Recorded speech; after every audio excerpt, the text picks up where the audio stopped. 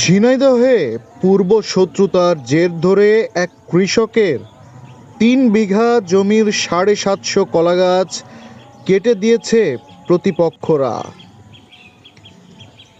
গেল রাতে সদর উপজেলার চণ্ডীপুর গ্রামের মাঠে এই ঘটনা ঘটেছে। পুলিশ ও ভুক্তভোগীরা জানায়, সদর উপজেলার চণ্ডীপুর গ্রামের আব্দুর রাজ্জাকের সাথে একই উপজেলার বানিয়াকান্দর গ্রামের মামুন এবং বৈডাঙ্গা গ্রামের সালেহ উদ্দিনের বিরোধ চলে আসছিল।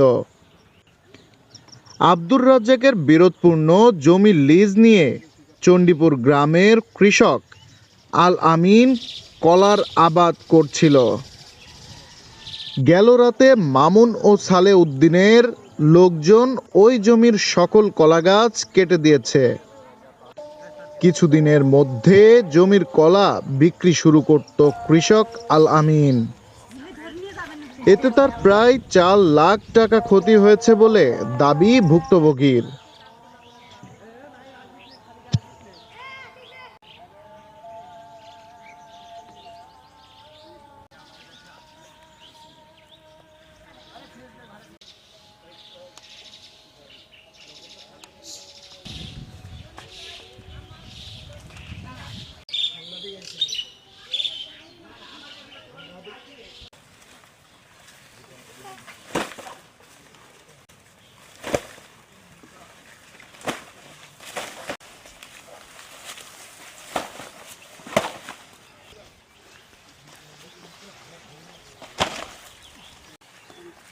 কোনোদিন এটা দেখিনি, আল্লাহ নতুন করে দুনিয়া